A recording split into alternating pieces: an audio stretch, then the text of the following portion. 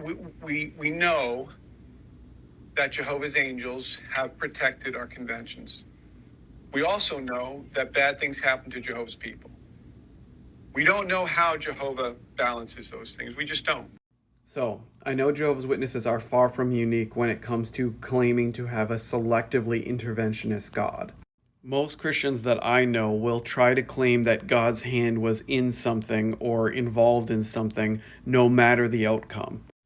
I think Seth Andrews from The Thinking Atheist was the one who came up with, or maybe he was just repeating, the example of somebody who is, harmed in a drive-by shooting, and no matter what the outcome, if this person died due to that shooting, Christians would say, oh, well, that was God's will. He didn't want them to live in pain.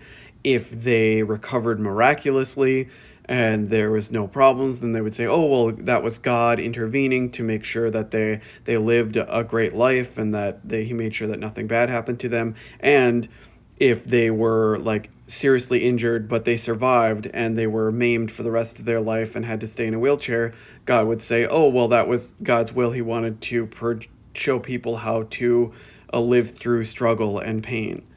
So like I said, most Christians will try to claim that God somehow or some way is involved in these situations. And if I'm being perfectly honest, it's very hard to put my finger on exactly how I felt as a witness, because, like I said, it was so up in the air as to whether or not our God was interventionist.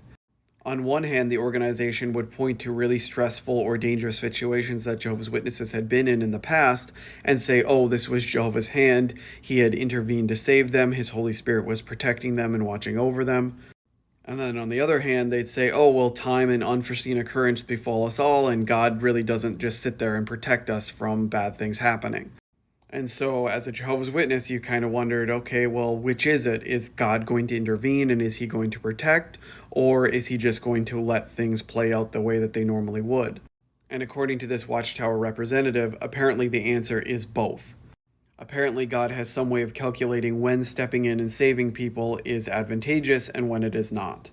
So if you're a Jehovah's Witness and you lost a family member in a tragic accident, I guess God just decided that it wasn't worth stepping in to save them.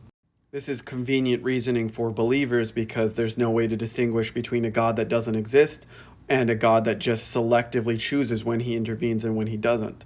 Something works out in your favor, oh, that was definitely God stepping in and helping you out. Something bad happens, oh, I guess God ran the math and decided that it wasn't worth helping.